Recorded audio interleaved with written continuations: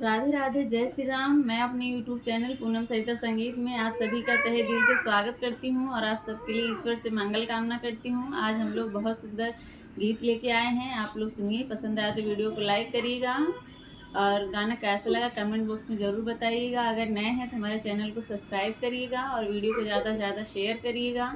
और आप लोग अपना सपोर्ट, आशीर्वाद, अपना प्यार दुलार सब लोग हम लोगों के ऊपर बना के रखिए।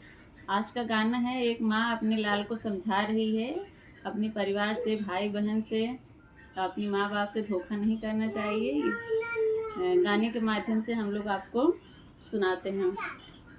परिवारवा से धोखा मत करिहा लाल, परिवारवा से धोखा मत करिहा लाल, परिवारवा से धोखा मत करिहा लाल, परिवारवा से धोखा मत करिहा लाल, अपने पापा से धोखा मत करिहा लाल, अपने पापा से धोखा मत करिहा लाल, बिना बपई के छाया ना मिलही लाल, बिना बपई के छाया ना मिलही लाल, परिवारवा से धोखा मत करिहा लाल, परिवारवा से धोखा मत करिहा लाल, अपने मम्मी से धोखा मत करिहा लाल, अपने मम्मी से धोखा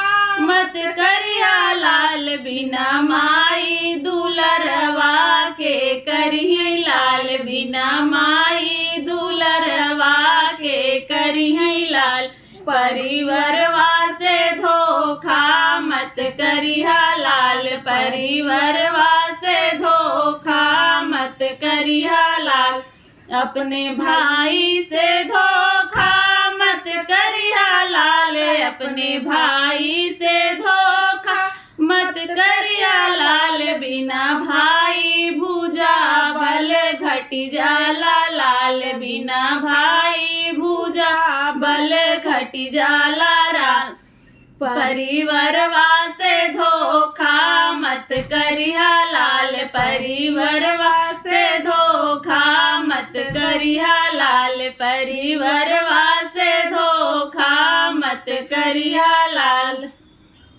आप लोग को गाना कैसा लगा और सही है कि नहीं, आप लोग कमेंट बॉक्स में ज़रूर बताइएगा और हमारे वीडियो को ज़्यादा से ज़्यादा शेयर करिएगा और अपना सपोर्ट बनाए रखिएगा। इसके लिए धन्यवाद आप लोग का बहुत।